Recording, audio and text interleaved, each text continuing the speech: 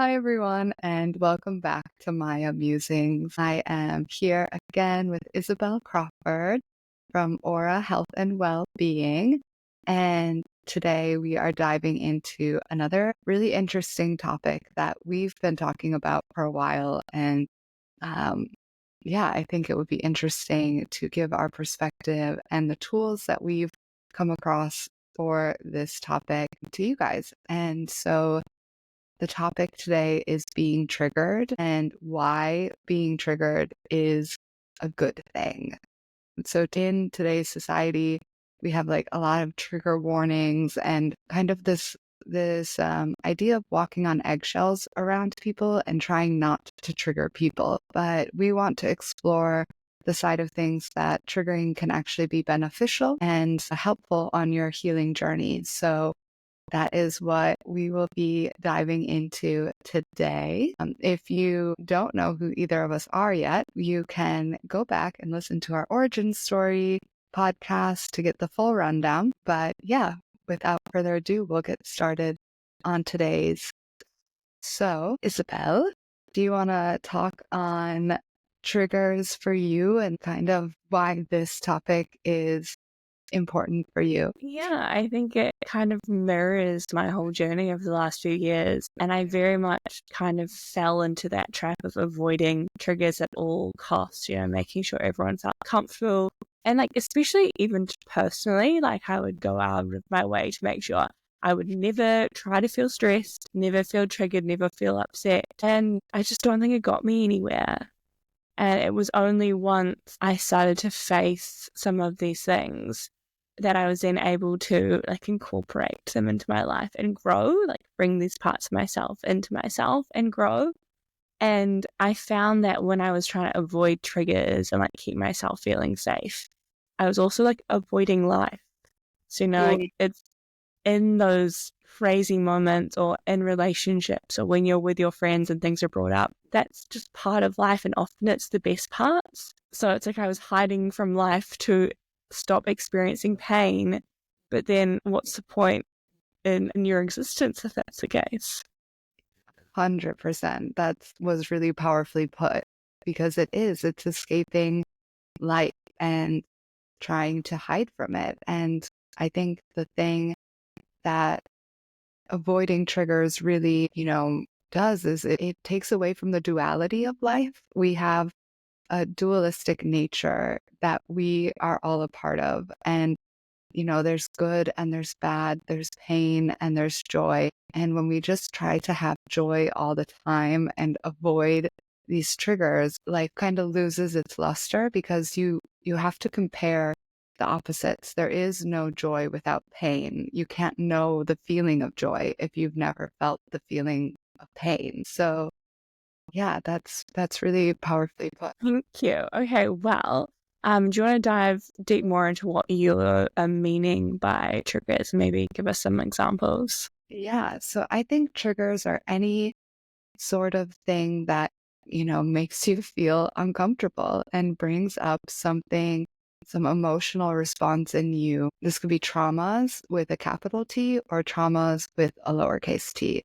So when I say that, I mean like the big traumas, which, are things that could have happened, sexual assault or something that happened in your childhood, a parent died, these big traumas that mark an emotional event within your life that has an effect on you going forward, or tiny traumas like the lowercase t trauma, which, anything today it feels like can be called a trauma with a lowercase t. And these are the things that I really think we need to stop avoiding triggers about. The uppercase T traumas, those ones, when they're triggered, that is a whole nother topic. But I think what we're really focusing on today are these lowercase t traumas. So, things like, okay, well, when somebody talks about something, it triggers my anxiety. And it's like, okay, but why is that happening? And I'm trying to think of an example, like if somebody starts talking about their job and you're, not in a good place with your job. And so you're avoiding those kinds of conversations because it triggers your anxiety because it's something you don't want to think about. That's avoidance right there. And that's not what we need trigger warnings about. Or yeah, do you want to add anything to that to define triggers and trauma before we get into all of this? Yeah, I think there's kind of 2 points that were floating around in my mind when you were speaking to that. And the first was, again, kind of that caveat that you brought in, that dealing with especially the big T traumas is actually quite a huge deal. And that if that is a route that you want to go down, which is incredibly valuable to do so, that it's to do it from a place of support and nervous system regulation and making sure you have systems and practices and people supporting you through that journey. That's not something that you just like sit down on a Sunday afternoon. You're like, okay, well, let's go through this trauma. Because often that will leave you stuck and you won't have what the tools and tips necessary to get you out of that emotional place. But then, yeah, smaller traumas for sure. And I love the way that you're kind of transitioning the narrative to, instead of being a trigger, as to being like a place of awareness and almost like direction as to something that you now need to look into, or like there's a reason this is coming up for you. And Yeah. it's that classic, all those classic sayings of like, it's like through the pain, that's where we need to go. Like it's through the work you're avoiding is what you need to do. Exactly. Really, a really beautiful way that you brought it up. Yeah. Who was it? I think it was Buddha. Somebody somebody said that it's in our cracks or in our wounds where the light shines through. And that just, for me, encapsulates this topic so much, because it's like, if you can't look at your wounds, you'll never get to the light, because that's where we find our most growth, is by looking at our wounds. And I think the thing that's misunderstood about being triggered and sitting with this feeling of uncomfortableness, uncomfortability. I think I'm not sure what the word is for that, but being uncomfortable essentially with that and looking at it allows you to see, where you still need to grow and where you still need to heal. Because it's like, okay, why is this making me uncomfortable? Why am I feeling whatever emotions coming up about this? And you can dig into it and understand this feeling from a deeper level, from like your inner core being, so that you can move past it. So you're not being triggered all the time. Because yeah, being triggered isn't fun. Like no one likes feeling, anxious or depressed or whatever. But the only way to move past those things is to look at it. Like the way out is through, or the way, what is that saying? The way, is that it? The way out is through. It's The way, always through. You just have to it is always go always, through. yeah, you have to go through it. You can't go around it.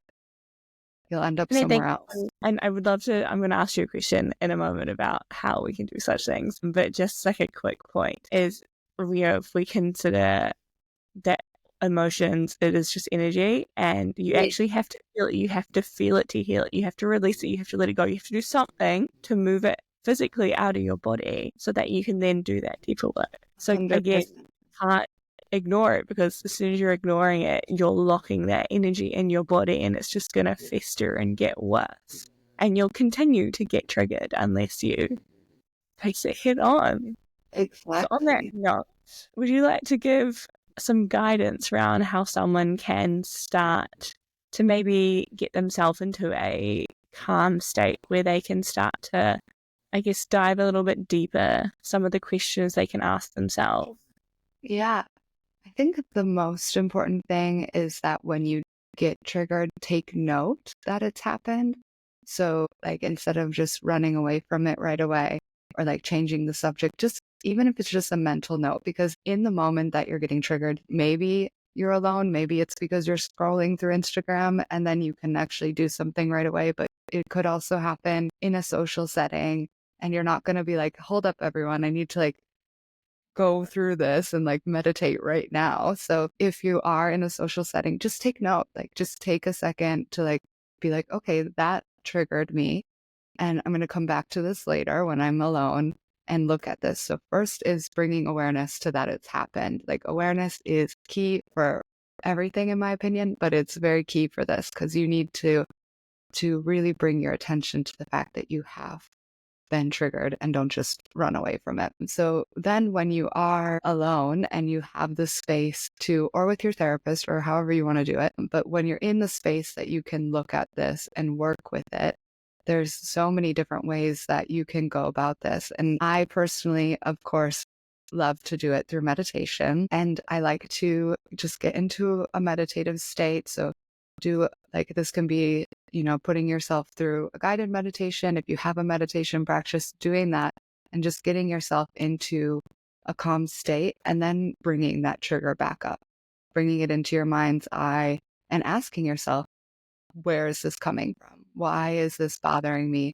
What is this emotion behind it? Am I feeling it somewhere in my body? And sometimes that's all you need to do to release it. Like it can be magic and it can just be that you've brought your awareness to it. You see why this is triggering you. Because sometimes if you just ask, memories will start to come up through your subconscious and you'll have like a flashback from your childhood of something and you'll be like, oh, that's why that's triggering me. Or, like something one of your ex-partners said to you comes up and that's why it's triggering you. Or, it's because you've been avoiding something and that's why it's triggering you. So it brings this clarity to you of why you're being triggered.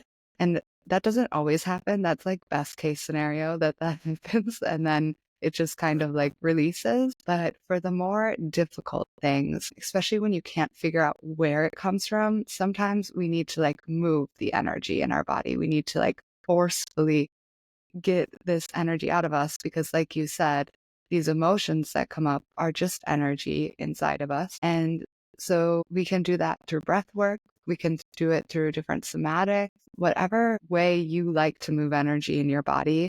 You can do it with Reiki, having somebody else work energy work on you. But for me, I love breath work to release these heavy things.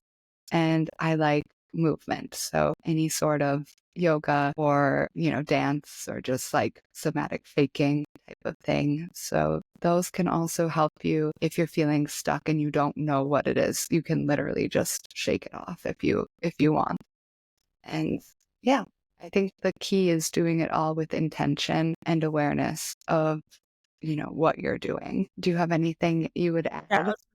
I just 100% with everything you just said, and like I can pull pinpoint of my own experiences in which I've kind of used those in quite, I think, in different ways when I've been trying to locate triggers or pull things out of me. Like there's been times where I'll lie in my meditative stance and I'll try to feel where it is in my body and like pull that energy out of me and like see what comes up. So see what my subconscious gives it and whether a memory comes or whether a feeling comes or something else comes up. Like I found that to be quite useful in figuring out where the triggering comes from.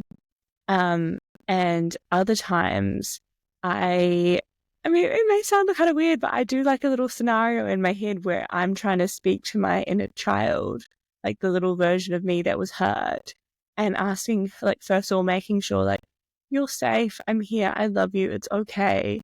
And then asking her, like, what's wrong? Like, giving the trigger, like, almost like a character to Yeah. play out in my mind. And sometimes I find that that really helps with those. So I think like get creative with it and find what works for you specifically. Everyone's going to have a way that their body or their mind work. And just be kind with yourself and like lean into it. Like don't be worried about how weird it is or if it's new. But trust that your body and your mind know what they're doing. And it's like quite exciting actually.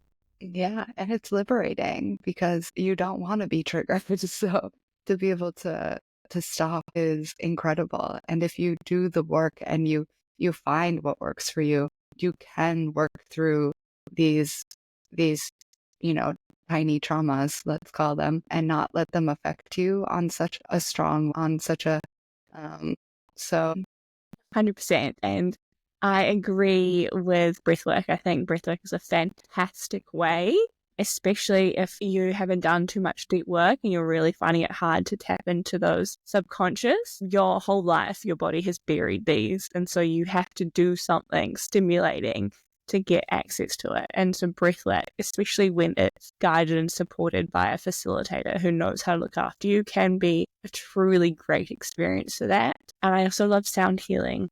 I feel like it's quite a nice combination to bring them together. So if you've done, sometimes I find breathwork to be really quite traumatic. And so if I follow that with sound healing, it's like everything kind of balances and you feel wonderful afterwards. And you've done the hard work, but you still feel, and sometimes like I'll come out of a breathwork or a sound healing and being like, something happened. Like I don't know what, but something. And like that's okay too. Yeah. Yeah. Sometimes we don't know what we've released, and yeah, that's okay. Sorry, I know just have full one more thing.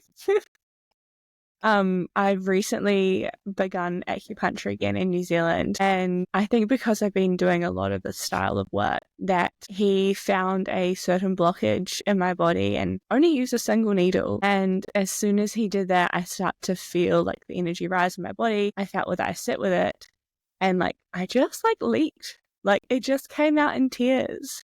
And like I felt bad for for my acupuncturist. He was like, "How are you doing?" And I was like, yeah, I'm genuinely good, but like it comes out as an emotional wave. So I think alternative medicines, or like you said during movement, if you're doing a yoga class and you feel the need to cry, like don't worry about it. Let it happen. It's your body's like natural way of moving this through you. And generally it feels really good. You feel really great after a cry. Yeah, it does. You have to release it. Otherwise it gets stuck and will just keep showing up in your life in other ways. Letting it out is the best way. And I think, like all of these tools that we have, like all of these holistic or alternative, let's say, tools that we have for, moving through these traumas and these triggers and anything that's stored in our body that we don't want in there, are amazing. But there's one that is so simple. I mean, meditation is very simple too, but something that, we all have access to, and there's not so much of a, like some people are like, oh, I can't meditate, or can't, like, they're not open to sound healing or breath work yet. But journaling is also just very useful. Sometimes if you just allow yourself to write what's going on in your mind and let it all out on paper, that can clear some energy within you as well. So it can release any sort of, trigger or any sort of trauma just by it's kind of like in the meditation of bringing it into your awareness, but you're doing it on paper. And you're still bringing your awareness to it, and you can kind of like dissect it on paper, doing kind of like shadow work. And that can help you release these triggers too in a very simple way. A way that we literally all have access to and can do. So even if you don't have like a breathwork facilitator near you, because I would definitely suggest doing breathwork with somebody and not doing it alone, especially if you've never done it before. Or if you don't have like sound meditation near you, you can like just having a journaling practice.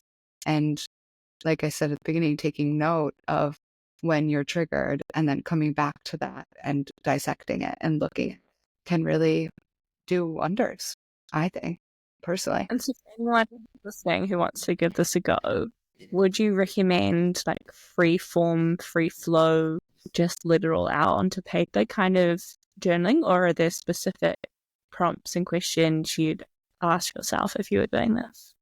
Yeah, I think it depends on the person. Like some people just like to like word vomit and get it all out. Like, okay, this was the situation and this is how I felt and blah, blah, blah. And just like writing the whole narrative of what went on and getting all their thoughts out. Whereas other people need a little bit of a push to let the words out. So if that's the case, there's tons of shadow prompts on, trauma and triggers.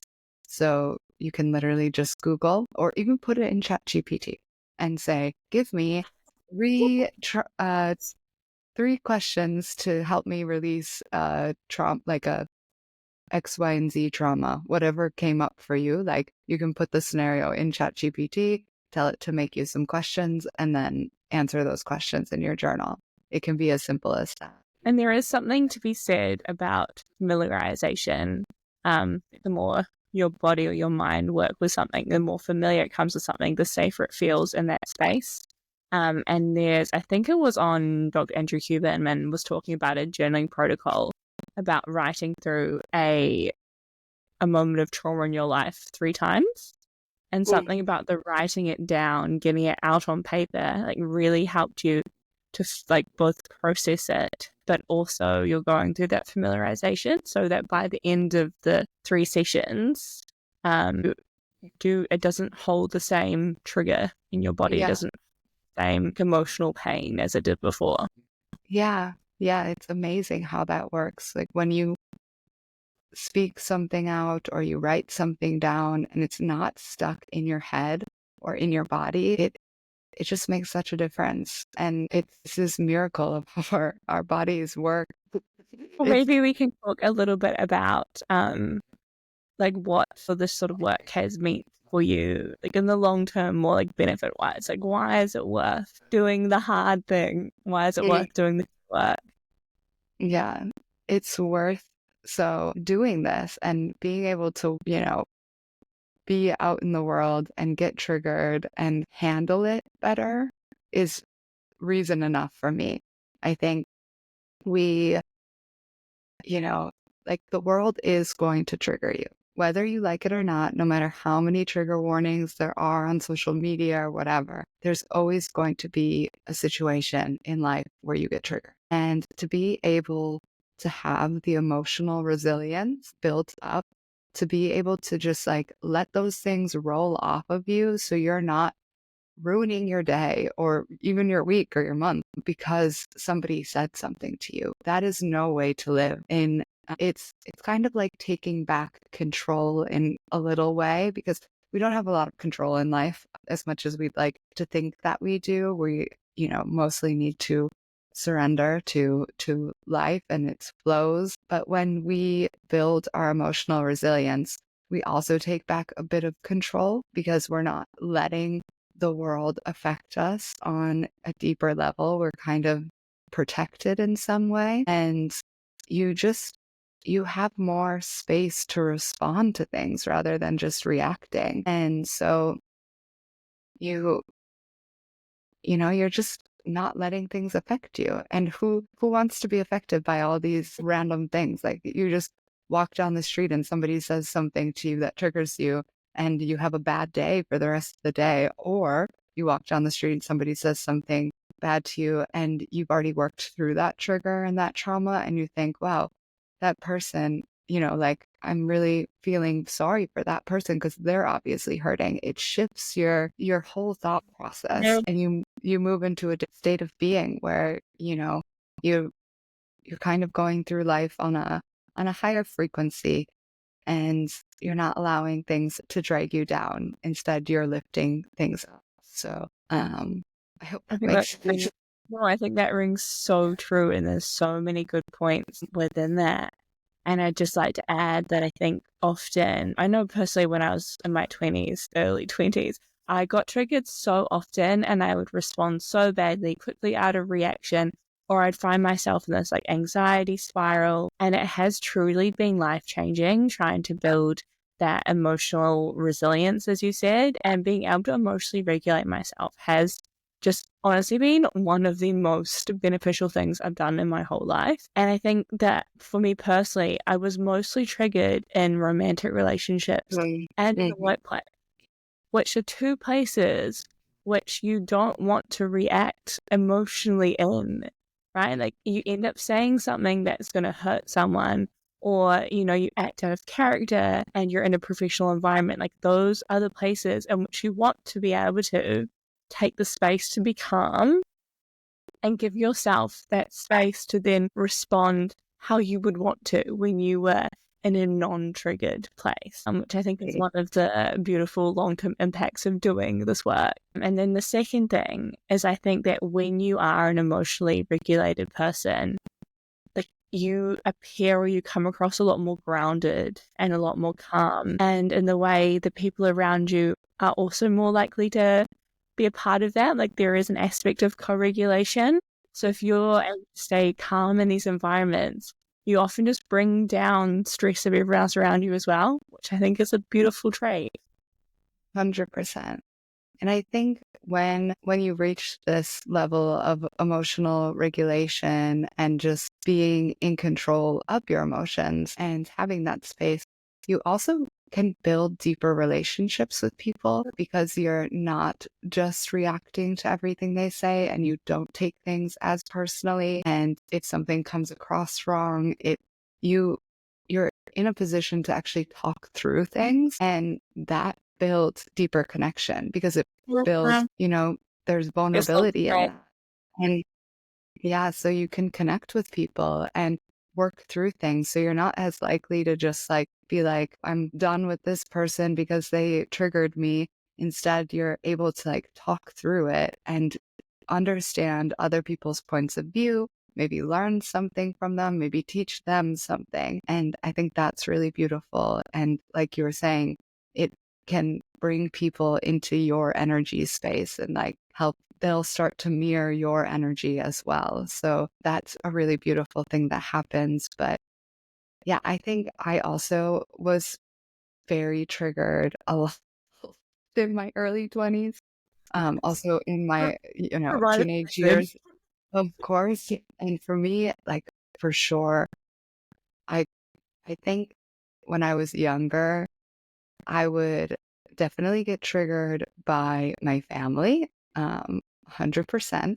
And I would go straight into like, like yelling, which just seems so bizarre to me now because I can't even imagine like getting to the point of like yelling because I'm just not ever like, I don't react like that anymore. And that came into my relationships as well. And, you also learn your other mechanisms of being triggered in personal and romantic relationships. Like if you get triggered, maybe then it triggers like your anxious attachment style or your avoidant attachment style. So I think when you learn to work through your triggers as well, you become more of a secure attachment style and you stop with the anxious tendencies or avoiding, and you're able to just like be there, even if it's uncomfortable, and like work through those things, which is incredible because we all want to be secure in our relationships. So I think that's a huge benefit of being able to look at your triggers and be reflective.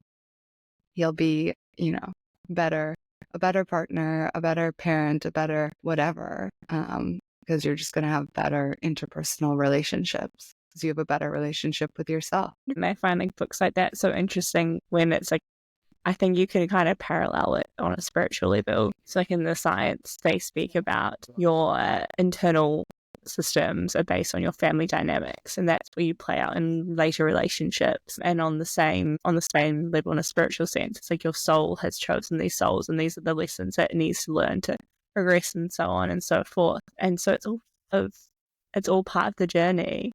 It's kind of, there's no point in avoiding it because that's the whole point of being here. And you will come across these triggers in relationships, and it's how you're going to build a beautiful life for yourself. It's nice to, as you can see, like reflect back on how you were with your family in your early teens and like how you are, because you've just been to visit them, right? So how you are now. Yeah. Yeah. I think it's definitely always really eye-opening to come back home. And yeah, I am so different from what I was in my early teens. And for anyone who's wondering, I am 31 now.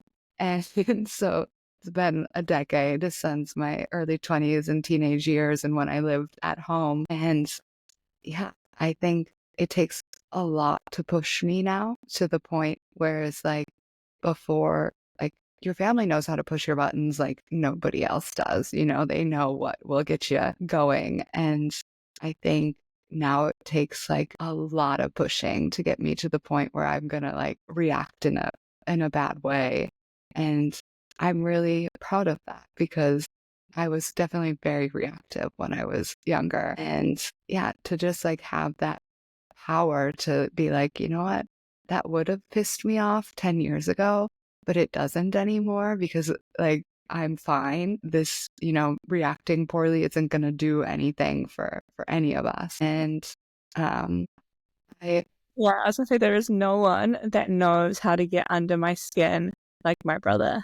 Like absolutely no one. But someone else can say the exact same thing and it won't land. But if my brother said it, it's like instant little like. And when we were younger, like it would result in like physical attacks. And I would get so angry that instead of being able to say anything in response, like I would just be so angry, I would just cry, or like I would, get physical. And like now when we interact and he's still the same old brother, like he still knows how to wind me up. But in those points where I get wound up, I just like sit with it. I'm like, yeah, whatever.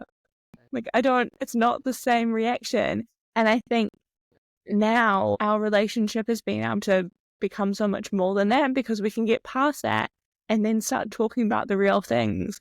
Where in the past we would just get so locked up in this back and forth kind of like argument fight situation. Which yeah, is just when we're thinking about it now. I definitely feel that too with my sister. She knows more than anybody. I'd say her and my dad know which buttons to press to get me all worked up. And now I've learned to just, I think I take the approach of questioning it when they say things that would normally piss me off, and I kind of turn it around on them. It's kind of my way of getting back, but like in a nicer way, not like yelling, but I'm like, I'll just say like, why did you say that? Or like, like I like calm it down and go into like mindfulness coach mode. It wasn't everyone. Yeah. Yeah, it doesn't work really on my family. They just get like, what? But yeah, I think it's definitely a different approach of handling it. Whereas before I would have like I said, like I would just like snap and be like, what? Like go straight into like snappy, like yelling, raise my voice. And yeah, now I don't do those things. I don't really. I think you touched briefly upon like another beautiful aspect of it is when you are able to separate yourself emotionally from something and give the space to then think it through. There is that empathy element that comes in because you do start to question, okay, well, why are they doing that? And then you can look upon like their triggers and their trauma, and it all comes from another internal place of pain. Yeah. And then you're able to, respond in an aspect or like from a place of empathy, which is a much more beautiful place to be for everybody. Exactly. Yeah, I think when you start to realize that, we're very selfish people, like beings, humans, we think about ourselves most of the time. And with the exception of like if you're in love, like then maybe you're thinking about the person you're in love with. But the most of the time you're thinking about yourself. And you're thinking about your traumas, you're thinking about your insecurities, your life, your problems, whatever. And you're not thinking about the fact that everybody on this planet also has all of those things going on in their lives and they're acting from those places. So when somebody triggers you and you take it personally, it's because you're thinking about yourself. You're not thinking about the fact that they are acting from their trauma and their triggers and that they're just passing it on to you. And you have the ability to stop it in its tracks and be like, I'm not going to pass this on to somebody else. I'm going to look at it. I'm going to sit with it. And it ends with me. It's just like when you cut back around. Yeah, it's like, mm-mm. And then by doing that, it's such a powerful thing that you could even cause a reverse, like domino effect where it's like you didn't get triggered by it. And then they see that you didn't react in that way. So then they're thinking like they've changed because they're not reacting how they normally would. And then they have to think about it. And then maybe they make some changes. So it could, potentially, put a domino effect in like a reverse domino effect in a positive way. So, yeah, I think being in a place of empathy and just realizing that we all have gone through things in our lives and that, normally if somebody is being mean or like doing something, acting out in some way, it doesn't justify it. I want to say like there's no justification for being mean or rude or doing something harmful to somebody. But when you don't take it personally and you look and say, that person is hurting, that person is not okay, clearly, you're able to heal from it faster. Yeah, I think that's a really beautiful way of looking at it. And it's nice to be able to, again, it doesn't excuse any behavior, but I think there is an aspect of peace that it brings you when you realize that it's not actually you at all. Yeah. It's never. It's always about like the person who is doing the action. The only thing that's about you is how you respond to it. That's about you. That shows who you are. But how people behave to you, it's not on you. That's on them. And I think recently I've been doing a thing that's going to be released by you hopefully soon. And one of the questions looks into who you admire, like who you idolize, and pulling out some of those characteristics. And one of the things that I noticed was in any of the leaders or the people that I really admire and love, they have this like calm, collected nature, and they seem to make really intelligent and well thought out decisions and carry them through, where there are empathetic people, but they're not those reactive. It's like they have that, every decision they make through is intentional. So I thought that was really interesting. Yeah. Oh, I'm so glad you're doing it. So what Izzy is talking about is I'm going to be launching a course on learning what your core values are and how to live by them. And this is one of the questions within it. So I think that's really interesting, and as well shows that being empathetic, a lot of times, because it is a very feminine quality to be empathetic, and unfortunately in society today, it gets the like most feminine qualities get the rap of being like soft or like weak, and you can be the capitalist reasons. yeah, exactly. But I think empathy is such a powerful place to be, and it like shows that like if you're idolizing these leaders who are coming from an empathetic way, these people have power, because it is powerful to be intentional, and it's powerful to be able to stay calm in a crazy situation and not react. It is a superpower to be calm, period. End of story, full stop, done.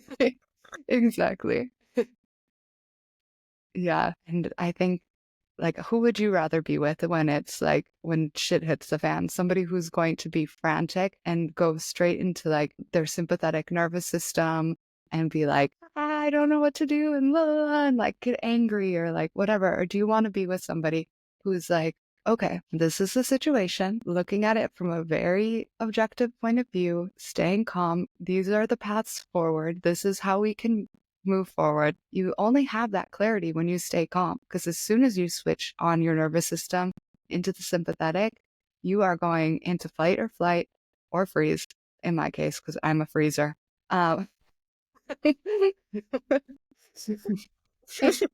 Literally, it's so bad. But you can't think clearly because your body's just like reacting. It's just going, it's going, going. And you have no clarity, and you're just making decisions on whatever comes at you rather than looking at the whole picture and consciously deciding, okay, this is the best path forward. So, and I think empathy, yes, there is a feminine aspect to it, but I think being calm and collected and emotionally regulated isn't really feminine or masculine. Like I've seen it played out in both situations, where like a friend of mine at work, he is the calm and collected person, and everyone goes to him when there's an emergency, and he will just like ping, ping, ping, pull out solutions, and you feel really calm and grounded and safe in his presence. But recently, being around my family again, I've noticed it's like the other way around, where my dad is like quite like the go, go, go, always up here person, and my mum is the one that's really calm and like pull him down from that state so that we can work through things in an organized way. So I think it's really fascinating that it comes from both sides. but yeah, I mean, we can all be calm, and we can all teach each other also how to be calm. Like I owe my calmness not only to my yoga practice and meditation, but also to an ex-boyfriend of mine who basically, like, anytime I would get triggered and I would be reactive and I would go into like my old habits of like yelling or like, whatever, he would be calm and he would be like, I'm not going to talk to you when you're like this.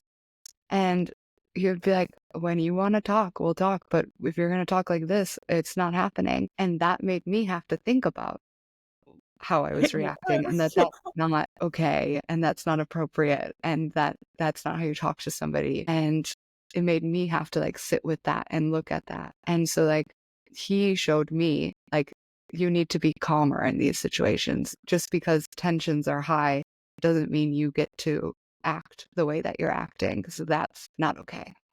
So You sound incredibly securely attached. yeah, I mean, I wouldn't say he was, but No, great.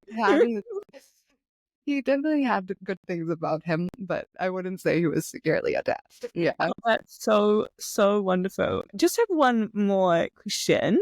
And that is, I guess it can be quite overwhelming if you've never really done much shadow work or addressing your Yeah. triggers in the past. And I think that it can be glorified, especially on social media and in this like new wellness spiritual space. And if you don't mind just speaking a little bit to that, kind of more of like a pep talk of like, people will go at their own pace and healing completely happens at your own pace. For example, if you go to a breathwork event and you feel nothing the first time, that's completely fine. Or if you try to meditate and you just get locked up and you can't seem to process anything, like this is also okay. And that it might take a few moments, some time to get into it. And again, that is okay. Yeah, it's all okay. And it's a journey. That is the key thing to remember is that it is a journey and it is non-linear.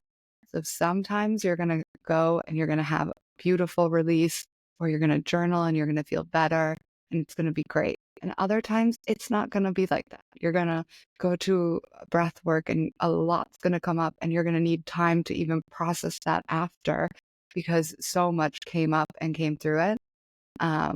The one thing I do want to say is if you get overwhelmed with what's coming up, if you're feeling like it's way too much and you can't work through it on your own, get help for sure. Like, do not be afraid to talk to somebody. It doesn't have to be a therapist. It can be a trusted friend. Like if you have that one person that you go to when you're feeling like you just need to talk through it, having that like a support system of some sort. But as well, I want to say that if hard things are coming up, from my perspective and the spiritual perspective, is that you're ready for it. It's time for you to work through that because it wouldn't be coming up if you weren't ready for it. And you can do hard things.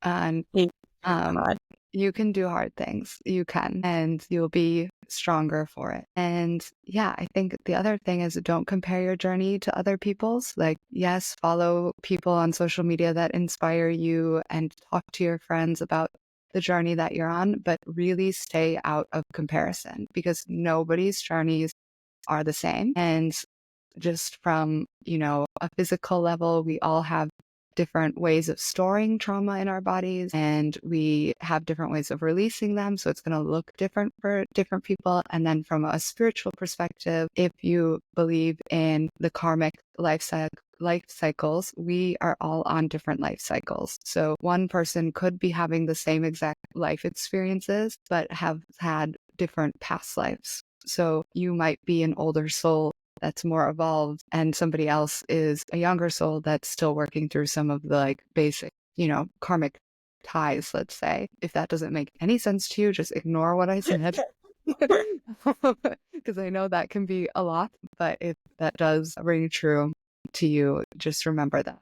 That's definitely something I was just talking to a friend about because she's been going to a new temple where she lives and there's a guy at the temple who's been at this temple for his whole life. Like he's grew up in the temple and she wanted to talk to him about her, spirituality and experience. And the talk didn't go the way she wanted it to go. And she was kind of feeling disheartened about it. And she's like, I don't understand. This guy's been going to the temple his whole life. Why is he like behaving in this way? And the first thing that came to my mind is he's, probably a much younger soul than you. And that's okay. He's working through that at his pace. And it's okay if you're a bit further along or in a different spot on your journey than somebody else. Neither is better, neither is worse.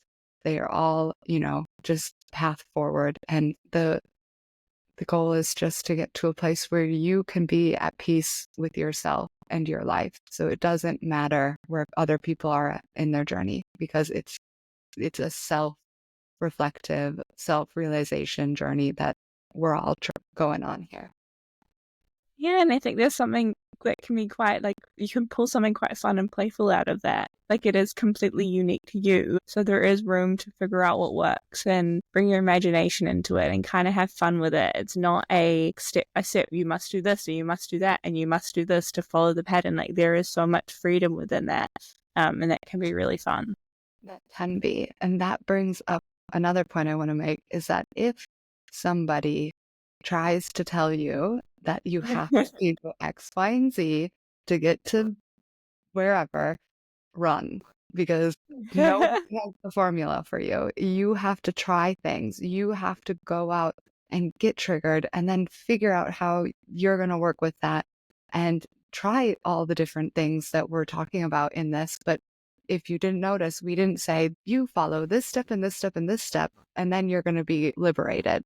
It doesn't work like that. And if somebody's trying to sell you that, they're not coming from a good place. And so just be really careful of that in today's world, because there are so many like gurus that are selling different things, like this is what you need to do to be able to be enlightened, or this is what you need to do to have no more triggers and no more trauma. No one knows what's going to work for you except you.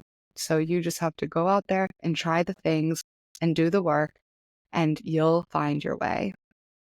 Yeah, and I think there's something to be said for, like, it won't be fixed in a singular retreat or a singular, like, a day of healing, but so much can come out of that. And with every step you take, you build a resilience and you build knowledge. And sometimes it happens without you realizing how far you've come.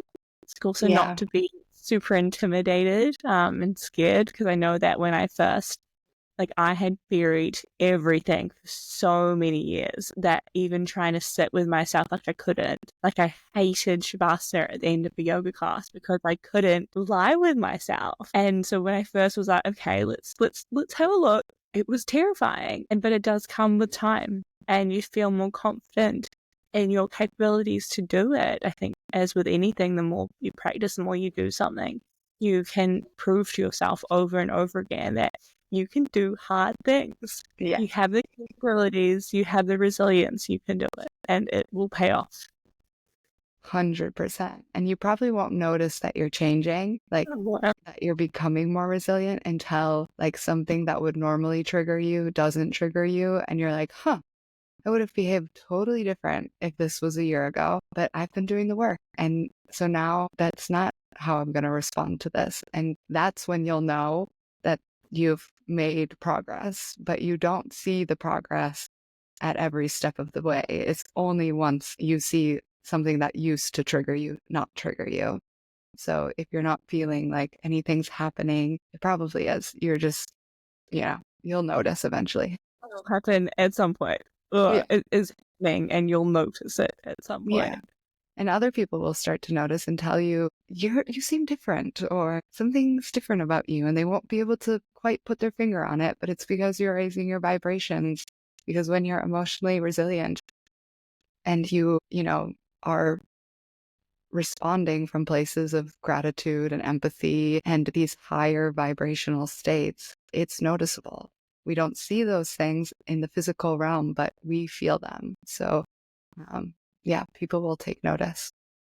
And I think even personally, like, I think it's the same with any sort of something you do for your health, whether you're like moving more or whether you're eating better. It's almost kind of like it cleans out your system, like dealing with all this trapped trauma, emotions, and negative weight that you've been carrying. You really are just cleaning yourself up. And so you do feel lighter.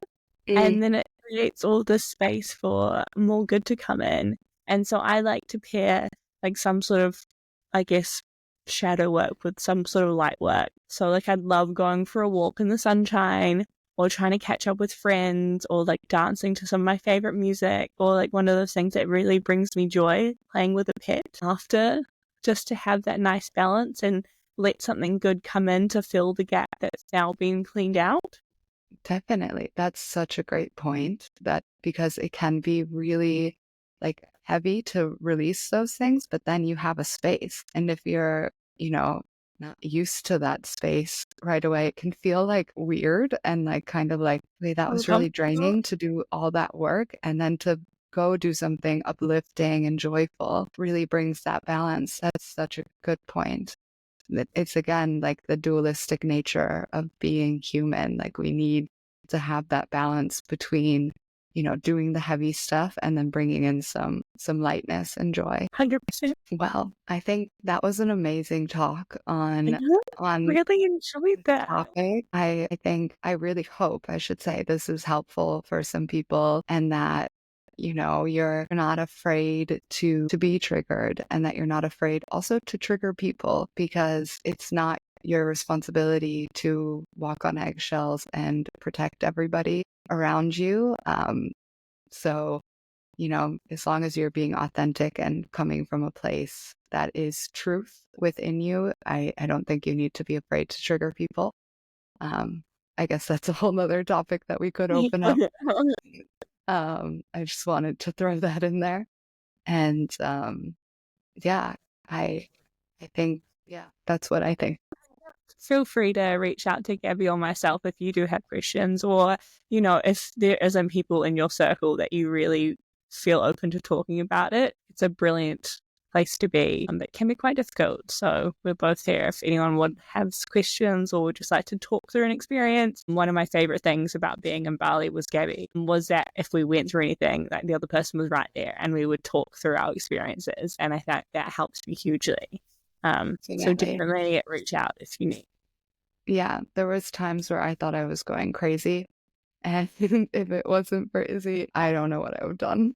So, yeah, having those people there is really, really important. And with that being said as well, if you do want to like practice becoming more reflective and having, like that support system or that system in place to be reflective, the Maya Muse community, we do reflections every week on a different topic. And it's basically just me picking a theme, something that's resonating with me for the week. And I just say whatever comes to my mind. And then I open it up with 2 reflection questions for the group that you can either share directly on there if you're looking for advice or you just want to let it out into the world, or do it privately in your journal. So that is always open for you. It's completely free. I'll link that in the show notes, but that's always there for you if you want it as well. Amazing. Yes. Other than that, we have some exciting news that we will be hosting a retreat in Bali come late Hello. July. I was like, wait, what month did we just decide? July. Will announce the official dates soon and have all the information up. But if that is something you're interested in, get in touch, because it is limited spots, very limited, tiny place, but beautiful, stunning, stunning, stunning, stunning location with saunas and ice baths. And it's in the rice paddy fields, but yet still you can walk down to the downtown Ubud. It is the ideal space. So we are so excited to host our retreat there. Excited. It's going to be Yes, so cool. it's going to be amazing. And I really can't wait. So yeah, get in touch if that is something you would like to know more about. And we'll have more information on that next time. But for now, thank you for tuning in, and we will see you next time.